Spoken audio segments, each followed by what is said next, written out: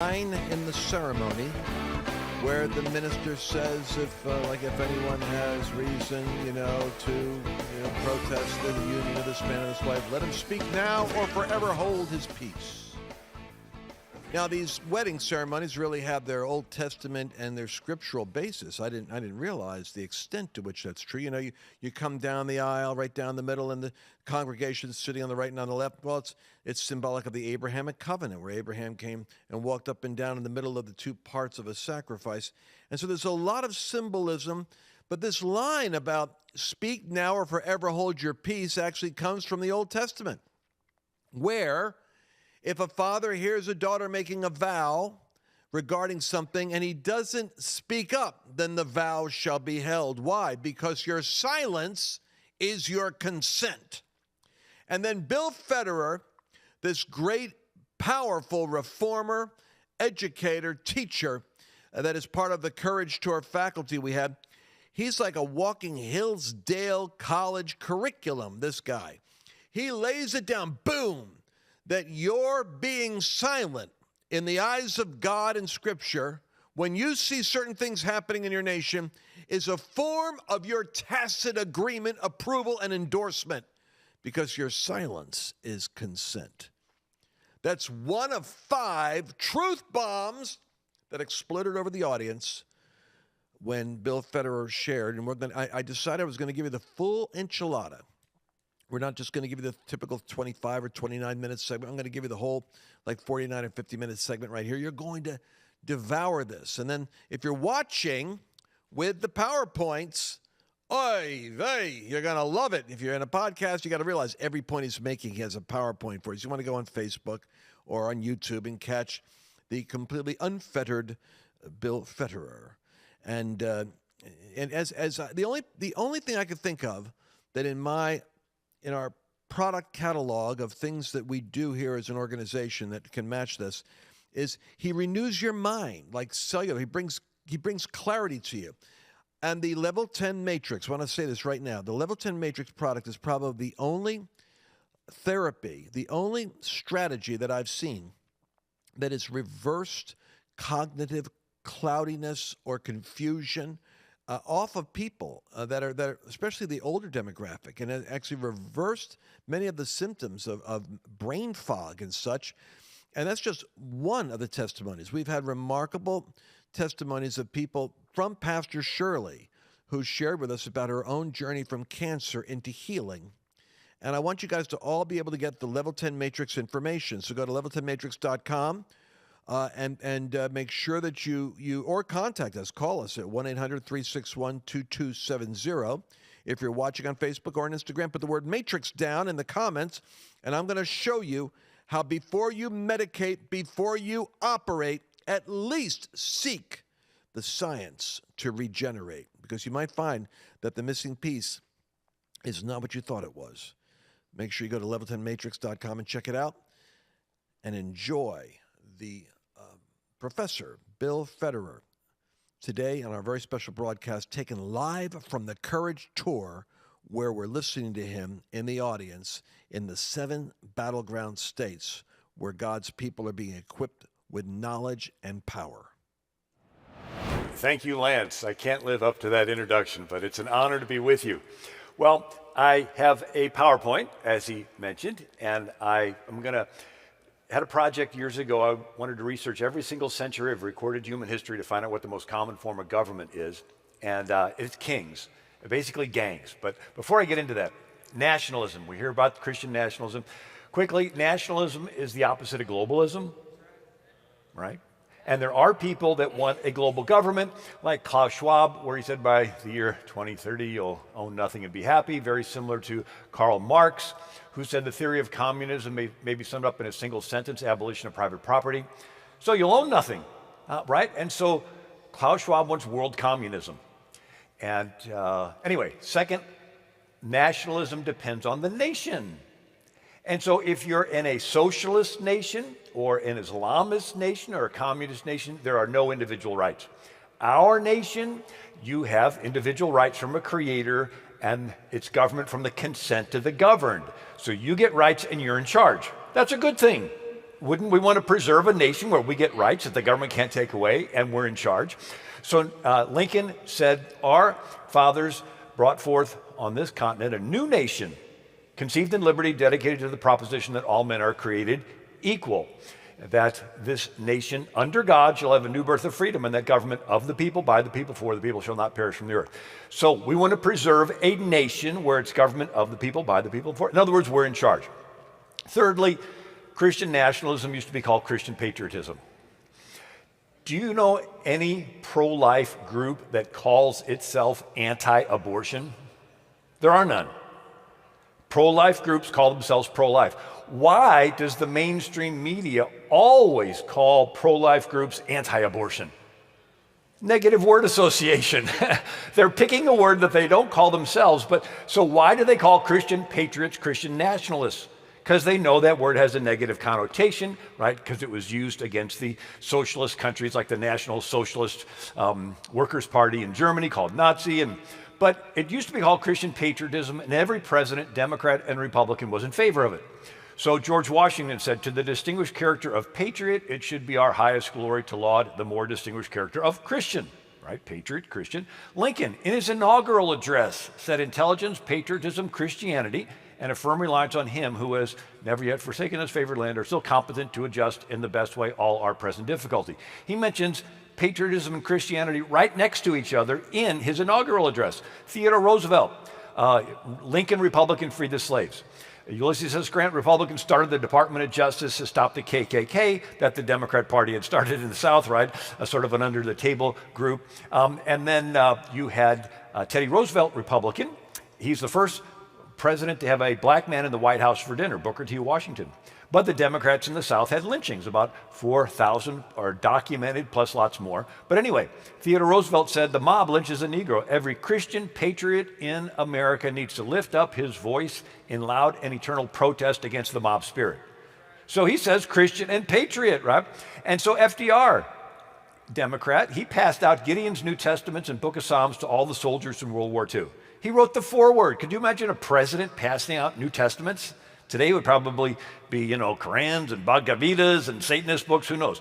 So Franklin Roosevelt, in his foreword, he says, as commander-in-chief, I take pleasure in commending the reading of the Bible to all who serve in the armed forces. Clearly, he wants to defend our nation, and clearly he's Christian because he's passing out New Testaments, right? And so would they call Franklin Roosevelt a Christian nationalist, right? And so Roosevelt said those forces hate democracy and Christianity as two phases of the same civilization. They oppose democracy because it is Christian. They oppose Christianity because it preaches democracy. Another quote, FDR said, the whole world is divided between pagan brutality and the Christian ideal. We choose human freedom, which is the Christian ideal. And then Eisenhower said, any group that awakens us, all of us, is a dedicated patriotic group that can well take the Bible in one hand, the flag in the other, and march ahead. So did you know that in 1965, 93% of Americans identified themselves as Christian, right? 69% Protestant, 24% Catholic, and then there were 3% Jewish. But the country has been patriotic and a majority Christian. But the left is doing something called psychological projection, where they are blaming us for what they are doing. It's in the Bible. Potiphar's wife accused Joseph of lusting after her when she was lusting after him, right? So they're the ones that want to set up a woke nationalism, a Satanist theocracy, a trans dominionism, right? They want to push their views down the throat of everybody, but yet they're wanting to accuse us of doing it, right? And so it's important for us to understand that they're doing this psychological operation on us. I thought it was interesting, this article called Follow the Money to the After Party. So the Rockefeller Foundation is helping to bankroll an after-party Bible study, which is to train Christians not to get involved. All right? And yet the same grant round is a group seeking to promote the leadership of the LGBTQ plus community. And so you have the Rockefeller Foundation is giving money to mobilize LGBT activists to get involved and giving money to groups to get the Christians uninvolved. What a brilliant strategy. Tell your opponents to sit home and guilt trip them and by calling them names, and then you give money to your groups. Now, big picture. As Lance said, I like to zoom out. So there's two phases of America's history that I want to focus on. The 1600s, you had Puritans, and they were nicknamed Old Lights, and then the 1700s are Pietists, they're nicknamed New Lights. So I'm going to get into this. So I read through world history. So the default setting for human government is what? It's gangs. If we were to get rid of all laws tomorrow, there'd be gangs. And a glorified gang leader we call a king, or a pharaoh, or a Caesar, Kaiser, Sultan, Tsar, but power concentrates into the hands of one person. Now, the first record we have is Nimrod, Tower of Babel, in the plains of Shinar. And Josephus said he wanted to build a tower so high that if God destroyed the world again with a flood, he could survive on top. And so it was defiant against God. And he made everybody in town bake bricks and bring him, or he would kill them. So defiant against God, oppressive over man. And God comes down and confuses the languages and the people scatter. The Tower of Babel was, in a sense, the first attempt at a one world government. Right? But then God confuses the language, they scatter into language groups that turn into nations. In other words, nations were God's invention to postpone a one world government. Take the population of the world, divide them into groups, and they'll always compete with each other and keep each other in check. But every generation you have a king, a gang leader that wants to conquer other nations, and if left unchecked, he would have been happy to keep conquering his whole life and eventually become the Antichrist. And so death is a blessing, and the devil has to start from scratch again. So we have Nimrod, Tower of Babel, and Gilgamesh, king of Uruk, and Sargon of Akkadian, and 2,000 years of Egyptian pharaohs, and 5,000 years of Chinese emperors and kings of Assyria. He's the one that took the 10 tribes of Israel captive in the north. Then we got Cyrus of Persia, let the Jews go back. We got Alexander the Great. And these empires keep getting bigger because with the latest military advancements, kings can kill more people. So instead of Cain killing Abel with a rock, they can kill with a bronze weapon or an iron weapon or a phalanx spear, a scimitar, sword, gunpowder, directed energy weapon, right? I mean, the weapon improves, but it's that same fallen nature of Cain killing Abel. And with technological advancements, kings can track more people. Did you know in about 2 BC, Augustus Caesar wanted to have a worldwide tracking system?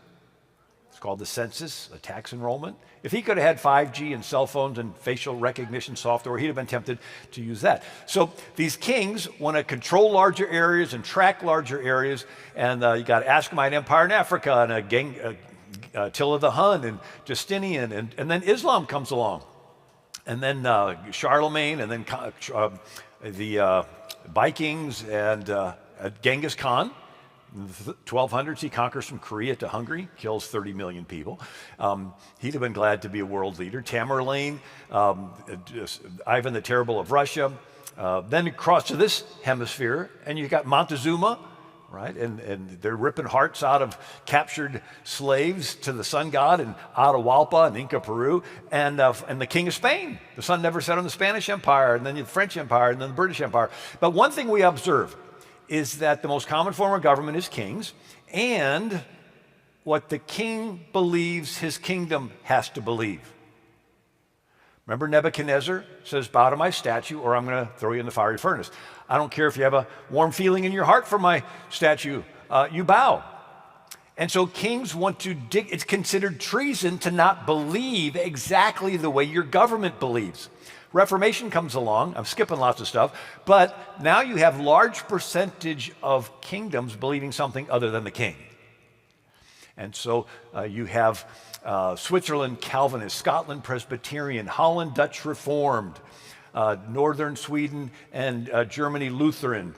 Italy was Catholic and Greece was Greek Orthodox. It was one denomination per country. And if you didn't believe the way your particular king did, it was considered treason. And the king didn't like that. And so Spain controlled the Netherlands. And in 1572, the king of Spain, Philip II, sends the Iron Duke of Alba to commit the Spanish Fury. And he kills 10,000 of these Dutch Reformed Protestants. It's called the Spanish Fury. And same year, it was a bad year, 1572, the Queen of France, Catherine de' Medici, 10% of France is Huguenot Protestant. She doesn't like that. She decides to have a wedding in Paris of her daughter Margaret with the main Huguenot Protestant leader. His name was Henry of Navarre. At a big wedding in Paris, a couple days after the wedding, everybody's still hanging around. She has her soldiers pull chains across the streets so the carriages cannot ride out of town. She sends her soldiers house to house. They kill 30,000 of these Huguenot Protestants. It's called the St. Bartholomew's Day Massacre. And so you have a problem in Europe. What do you do with Romans chapter 13? Let everyone be subject to the governing authority, for there is no authority except that which God has established. The authorities that exist have been established by God. It's like, yeah, but what if the authority that exists wants to kill your wife and children? And so you had people protesting, and so they were nicknamed Protestants or Protestants. One of them was John Calvin, and he writes, "We are subject to the men who rule over us, but subject only in the Lord. If they command anything against him, let us not pay the least regard to it." It's sort of like Ephesians 6, children obey your parents. But what if there's a bad parent that tells the kid to sell themselves into prostitution and kill the neighbor? Is that child supposed to obey that parent? No, the child obeys the parent as long as the parent's telling them to do something that lines up with God's word. You obey the government as long as the government's telling you to do something that lines up with God's word. I mean, why would God tell you to do something in his word and then tell you to submit to a government that tells you not to do what he just got done telling you to do? And so Martin Luther King Jr.'s letter from the Birmingham jail, he said, "One may well ask, how can you advocate breaking some laws and obeying others? The answer lies in the fact that there are two types of laws, just and unjust. One has not only a legal but a moral responsibility to obey just laws. Conversely, one has a moral responsibility to disobey unjust laws. How does one determine whether a law is just or unjust? A just law is a man-made code that squares with the moral law or the law of God." And so we have most of world history is kings. The Reformation comes along, and you have large percentages of population believing something other than the king. The king doesn't like that, he's killing them. And you got these reformers, and John Calvin was the pioneer, and he helped develop a form of government without a king. That's a novel idea. And it's called a covenant form of government. And everybody has to agree to it, and everybody has to participate in it. And so it's this idea, you get blessings from God, you voluntarily share them with your neighbor because you're doing it as unto God. You get rights from a creator, you're fair to your neighbor because you're accountable to God, who is not a respecter of persons.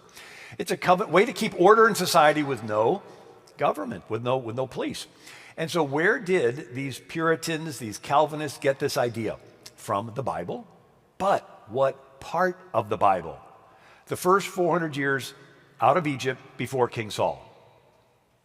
Right? So you have around 1400 BC, millions of Israelites come out of Egypt, they come into the promised land, and for 400 years there's no king. And this is an anomaly in world history. It's the Genesis, Exodus, Leviticus, Numbers, Deuteronomy, Joshua, Judges, Ruth, 1 Samuel, 2 Samuel, right? Up until you get King Saul. And we read the book of Judges, we read all that. It's sort of a confusing period. Then we get on to King Saul and King David, King Solomon. But if you zoom in, it's 400 years, millions of people and no king. And so it's called the Hebrew Republic. It's a total anomaly in world history.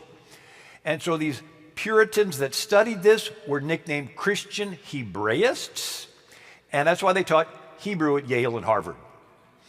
And so the idea is everybody, a couple million of them, everybody's taught the law, and they're personally accountable to God to follow the law. So you have an opportunity to steal. Nobody is around. No, there's no police. And you're about to steal, and then you think, God is watching me. He wants me to be fair. He's going to hold me accountable in the future. Maybe I should hesitate stealing. And it creates something in your head called a conscience. If everybody in the country believes this, you can maintain complete order with no police. This is what these Calvinist Puritans in New England and Baptists and Presbyterians and Quakers, right, the Dutch Reformed, they all looked to this period of 400 years out of Egypt before King Saul. And it worked. in ancient Israel until the priest stopped teaching the law. You said, they did? Yeah, here's Eli, the high priest. His own sons are sleeping with women in the very tent where the Ark of the Covenant is. He's not even teaching the law to his kids. And then there's a Levite with a graven image in the house of a guy named Micah. The tribe of Dan comes along, steals the graven image, tells this Levite, come along with us, you can be a priest to our whole tribe. And you're reading the story in the book of Judges, scratching your head saying, what's this Levite doing with the graven image? Isn't that one of the commandments? You're not supposed to have them? And then the terrible story of a Levite with a concubine. The law says the Levite's to marry a virgin of his own tribe. Here he is with the woman he's not even married to. He's not following the law, and they're traveling, and the house is surrounded by sodomites. Something about that behavior that appears at the last stages of a people ruling themselves. This casting off the self-restraint. They raped a poor girl to death, and by the time you're grossed out by that story, you read this line, every man did that which was right in their own eyes. Why? Because the priest stopped teaching what was right in the Lord's eyes. Imagine they teaching the kids there's no God, there's no right, there's no wrong. You can do whatever you want. You can be a girl today, a boy tomorrow. You can be a fuzzy the next day. There's no morals, there's no boundaries. And you shove these kids out on the street and they're like, I don't have any guidelines. I want what you have. Boom, right? And we're all shocked that they acted out what they were taught in school. Anyway, so they go to Samuel the prophet, and they said, we want to be like the other countries. We want a king. Samuel cries, and the Lord tells him, they did not reject you, they rejected me. And so they end up getting King Saul, an important story. Saul is pouting that his son Jonathan became friends with David, and he goes to his soldiers, none of you soldiers care about me. And one soldier says, I care. I saw David go to this town, and the priest gave him some bread and the sword of Goliath. And Saul says, bring those priests to me. They show up. He turns to his soldiers and says, kill them. The soldiers hesitate. Doeg the Edomite goes out there and kills them all. What just happened? The soldiers had been operating under the old system where everybody's accountable to God to follow the law. And the law says you need 2 or more witnesses before you condemn somebody to death. So the soldiers are like, okay, king, you're telling me to kill, and there's supposed to be 2 witnesses, there's only 1, and I'm accountable to God. They're hesitating, they still have a conscience. Doeg says, king, I'm going to surrender my conscience to you. You tell me to kill, I'll kill. Tell me to kill the baby in the womb, I'll kill it. Tell me there's no more male and female. I'm just a bunch of mush. You blow your trumpet, I'll bow to your stand. The government always wants to dictate to people their beliefs, and God is jealous. He doesn't want the government between you and him. And so, why is this important? Because the kings of Europe looked to the Bible for their authority, but they looked to the King Saul and on part of the Bible, the divine right of kings. God chose me, I'm in charge, I'm going to rule through fear. The Calvinist Puritans that founded America looked to the pre-King Saul period of the Bible, that you get millions of people, everybody's taught the law and accountable to God to follow it. Os Guinness said covenantal ideas in England were the lost cause, but they became the winning cause in New England. Covenant shaped constitutionalism. The American Constitution is a nationalized, secularized form of covenant.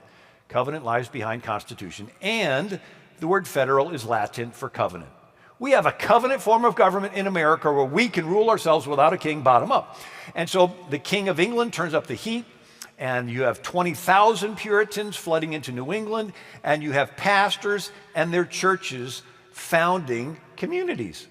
And so you have a pastor, John Lothrop, and his little covenant church found a city called Barnstable, Massachusetts. And a pastor, Roger Williams, and his church found a community called Providence, Rhode Island, and the First Baptist Church in America. And you have a pastor, John Wheelwright, and his little covenant church found a city, Exeter, New Hampshire. And another pastor and his church, Thomas Hooker, found a city called Hartford, Connecticut. They're taking their church government, covenant, everybody's involved, and they're making it their civil government. Everybody's involved. And so Thomas Hooker's church members come to him and say, can you preach a sermon on how we're supposed to set up our government? And he gives a sermon in 1638 titled The Foundation of Authority is Laid in the Free Consent of the People. Everybody say consent. This is unique. It's reflected in our Declaration, government from the consent of the governed. And this is different from Europe, because in Europe, the kings did not ask the people for their consent. So lo and behold, the whole idea of us voting and giving our consent came from this church structure. His sermon's written down. It's called The Fundamental Orders of Connecticut. That's why they call Connecticut the Constitution State. Here's a plaque in England. It says, Thomas Hooker, founder of the state of Connecticut, father of American democracy. Did you know that? There's a statue of Thomas Hooker holding a Bible on the old Capitol grounds in Hartford, And at the base it says, leading his people through the wilderness, he founded Hartford. On this side, he preached the sermon, which inspired the fundamental orders, first written constitution that created a government. Another plaque, Thomas Hooker, a peerless leader in New England thought and life in both church and state, right? He's a preacher, right? And then another plaque, it says Thomas Hooker, leader, preacher, statesman who based all civil authority on the free consent of the people. They chiseled it in stone.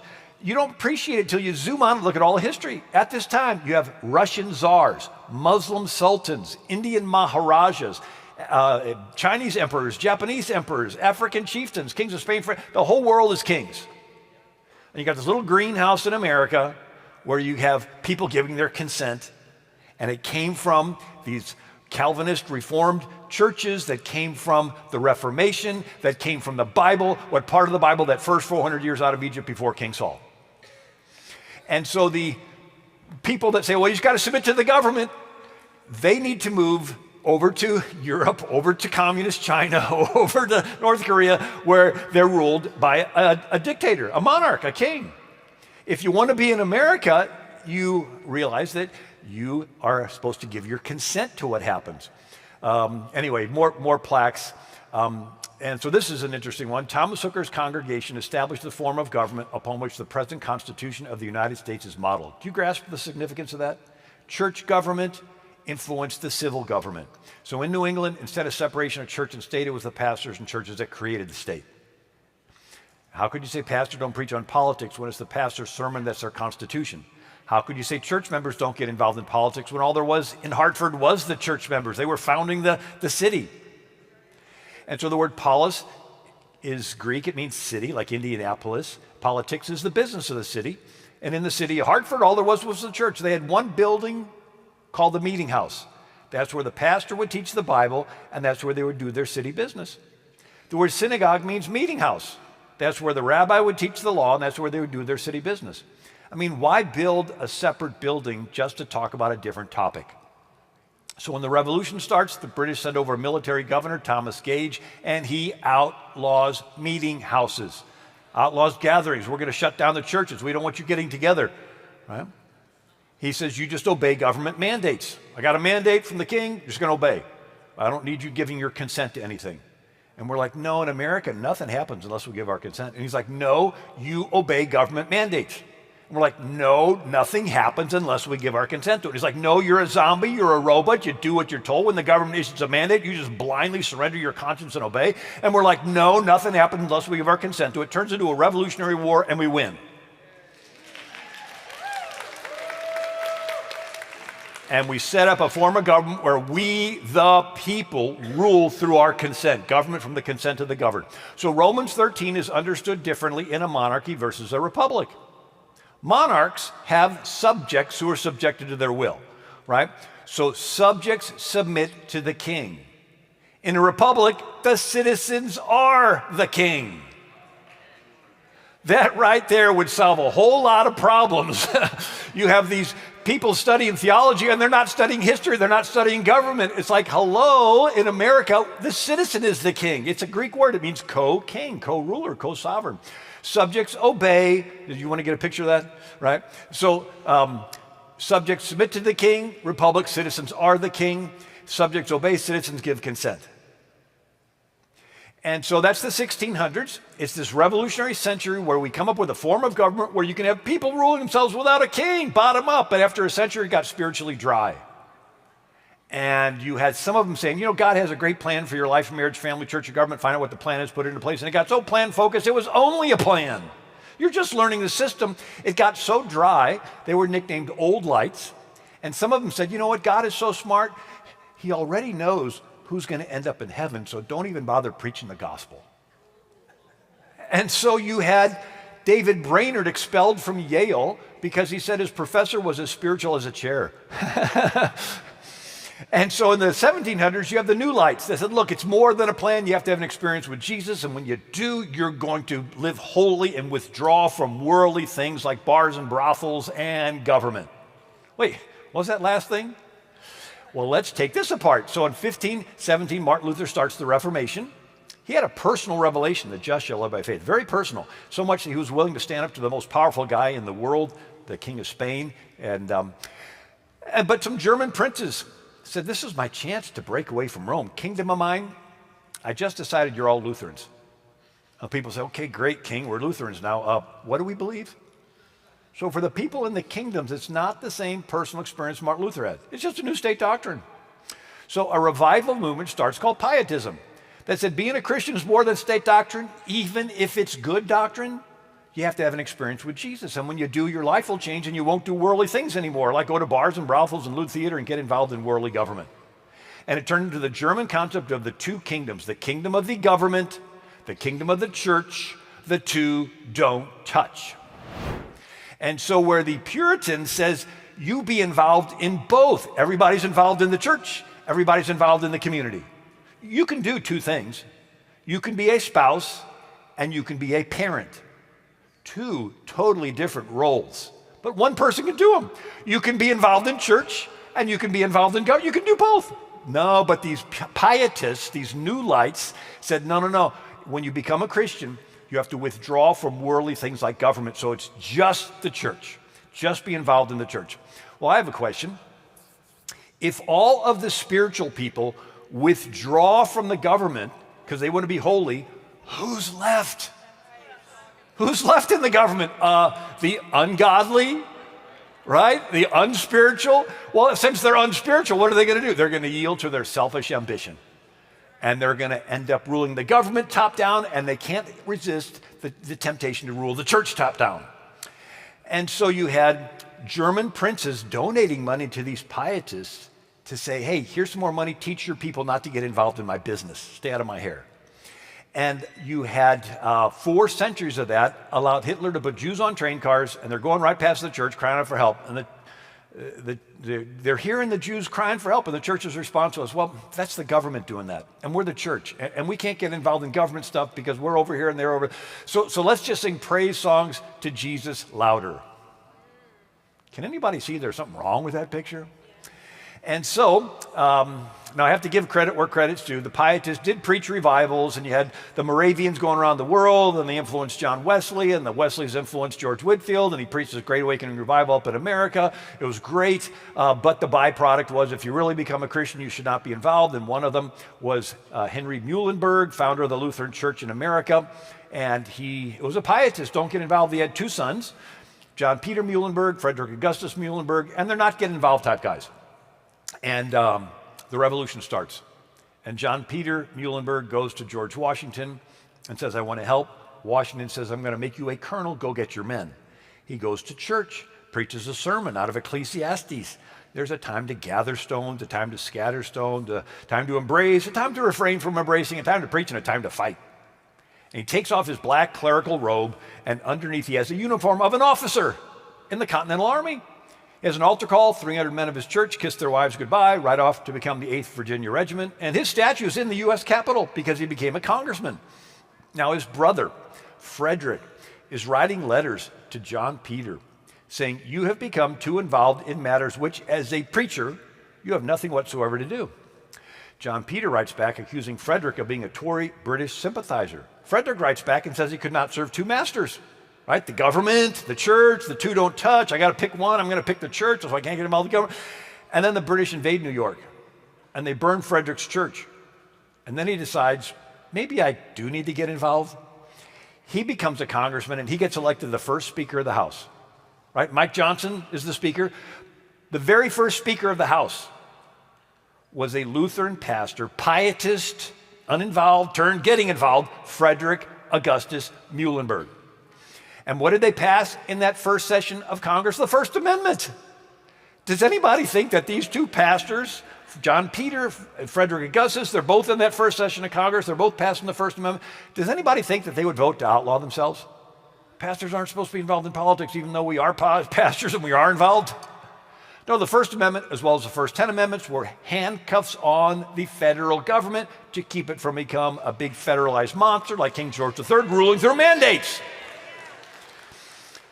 So why can't it be both? Why can't we have a middle of the road where it is a covenant plan, we get to rule ourselves, and it is a personal experience with Jesus?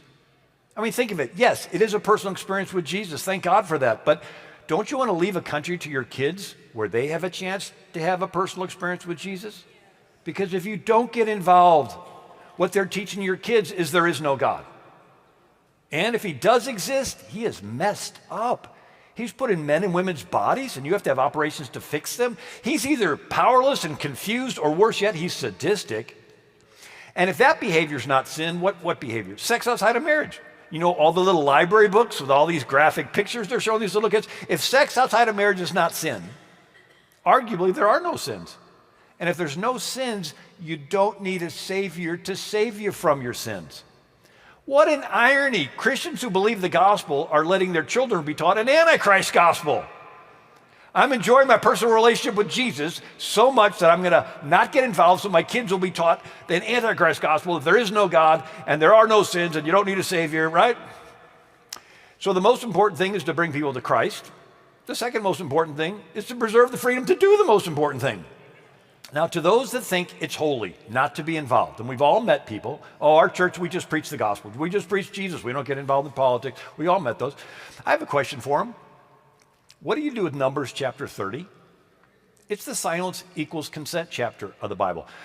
A verse, a daughter binds herself with a vow while she's still living in her father's house in her youth. And her father hears her vow. And if he holds his peace when he hears her vows, all her vows stand. But if her father overrules her on the day he hears, then none of her vows shall stand, and the Lord will release her. That's come down to us as vows in a wedding ceremony. And the pastor tells the church members, if you are silent when you hear these vows, you're giving consent. Speak now or forever hold your peace. And so if it's called the rule of tacit admission, T-A-C-I-T. It's in Black's Law Dictionary, an admission reasonably inferable from a party's failure to act or speak. And so it's in debt collection. Somebody owes you money, you wait 10 years to try to collect. The judge will say, you're past the statute of limitations. If you really thought they owed you money, you would not have been silent for so long. It's in trademark law. You design a trademark, and lo and behold, somebody copies it and they're using it. If you don't try to defend your trademark, the judge will say, well, you knew about it, you didn't say anything, they get to use it. It's in real estate law. If you have a piece of property and somebody is squatting in your property, and you don't try to evict them or charge them rent, they can gain title to your property through adverse possession, just by you being silent. It's in our Constitution, Article 1, Section 7. Congress passes a bill, puts it on the president's desk. If any bill shall not be returned by the president within 10 days, the same shall be a law in like manner as if he had signed it. All he has to do is be silent for 10 days, and it's exactly the same as if he had signed it. So if a church member's silence gives consent to wedding vows, it gives consent to other things. And if they're killing babies in the community and the church members are silent, the church members are giving consent to killing babies, right? If you give consent to sin, you're an assessor, you share in the judgment. Leviticus 20. Any Israelite who sacrifices any of his children to Molech is to be put to death. If the members of the community close their eyes when that man sacrifices one of his children to Molech, I myself will set my face against him and his family and will cut them off from their people together. All you have to do is close your eyes while they kill the kid, and you're cut off. You know, last year they had a bill in California to kill babies 28 days after birth, and enough people said, I can't be silent anymore, and they went to Sacramento and pressured those legislators to change it. Apostle Paul, Acts 22, talking to the Lord, and he says, and when the blood of thy martyr Stephen was shed, I also was standing by consenting to his death. Paul did not throw a stone. He didn't say a word. But he knew he was guilty for the death of Stephen just by standing there silent. Why? Proverbs 24, rescue those who are unjustly sentenced to death. Don't stand back and let them die. Don't try to disclaim responsibility by saying you didn't know about it. For God, who knows all hearts, knows yours, and he knows that you knew, and he will repay everyone according to his deeds. Esther, Mordecai says to her, if you remain silent at this time, deliverance for the Jews will arise from another place, but you and your father's family will perish. Here's one, Numbers 20. Moses and Aaron are called to the door of the tabernacle. And the Lord spake to Moses, take the rod, gather the assembly, thou and Aaron, speak to the rock, it shall give forth water. He gathers the assembly, And he lifts up his hand, and with his rod he smote the rock twice, and water came out abundantly. End of the chapter. And the Lord spake to Moses, Aaron will not enter the land because both of you rebelled against my command at the waters of Meribah. It's like both. We just read the chapter. Aaron didn't do anything. He didn't say anything.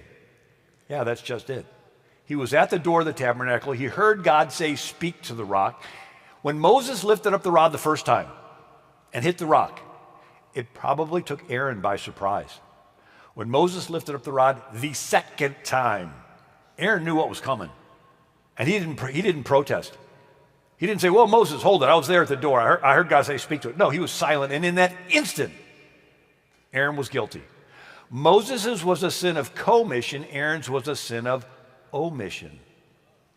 Leviticus 5, a person sins because he did not speak up, even when he was an eyewitness to a case or knew what happened. Anyone who failed to testify, he is guilty. Martin Luther King, he who passively accepts evil is as much involved in it as he who helps to perpetuate it. He who accepts evil without protesting it is really cooperating with it. We all know this line, Leviticus 19:18, love your neighbor as yourself. Do you know the verse right before it? Confront your neighbor directly so you will not be held guilty for their sin. One translation says, rebuke your neighbor directly and you will not incur guilt because of him. So they're all loving each other, and they're correcting each other. It's like with your parent, with your kid. You love them, but you correct them.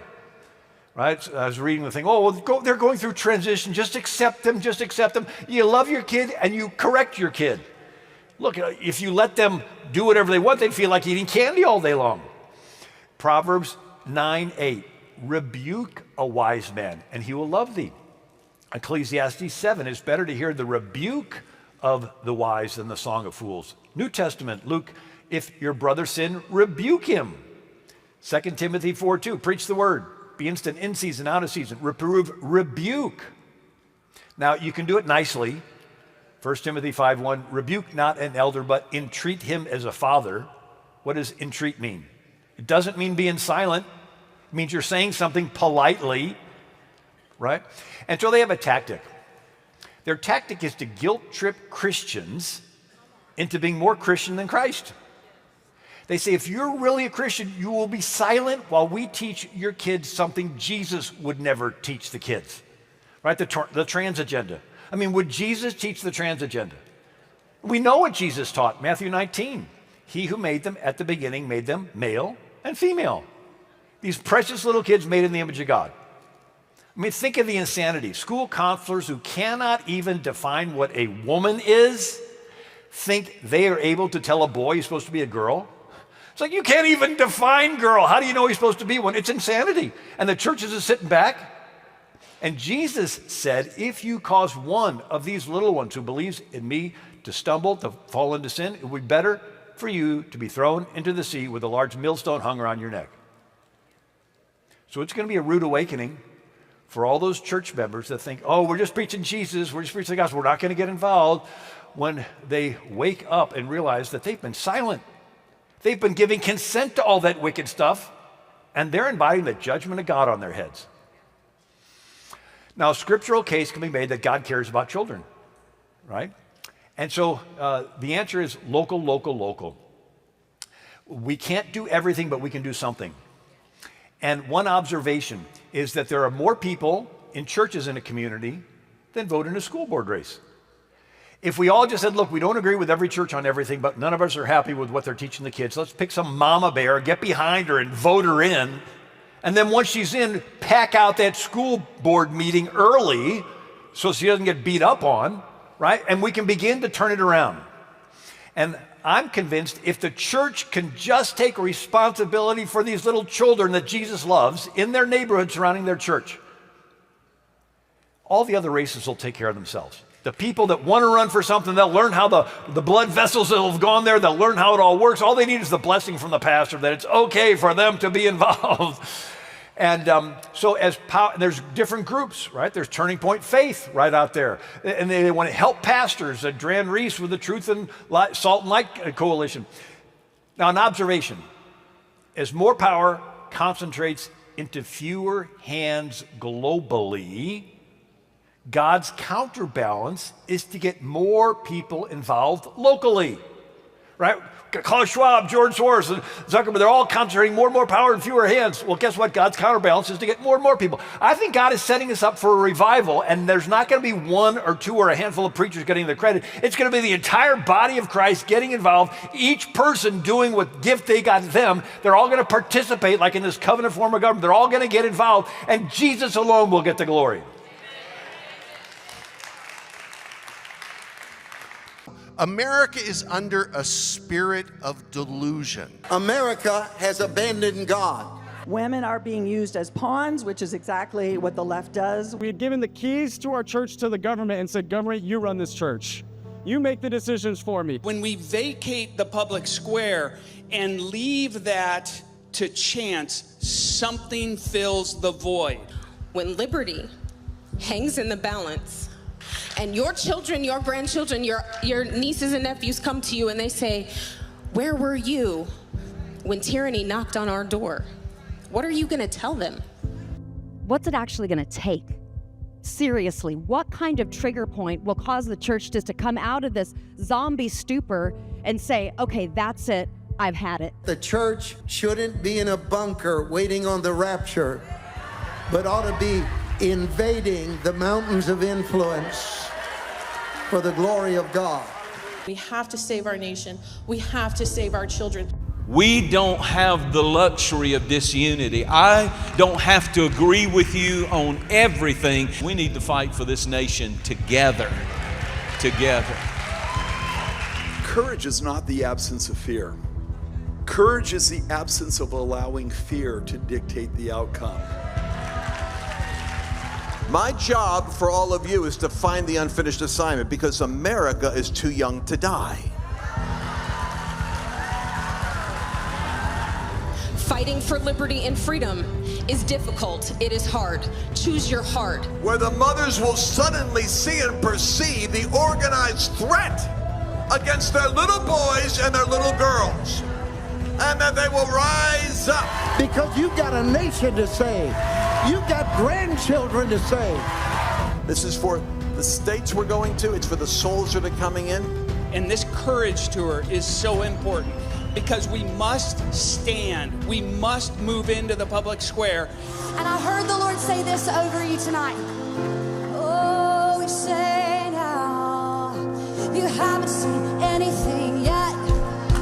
You haven't seen anything yet. You haven't seen anything yet. Just you wait. This is just the beginning. Liberty and freedom are not free. Every veteran understands this. It requires a very significant level of sacrifice. What legacy are you willing to leave behind for the next generation? Register today at thecouragetour.com. All seats are free. Did you enjoy this latest episode? Please remember to share it with your friends, because the more knowledge you have, the better equipped you are to navigate the world.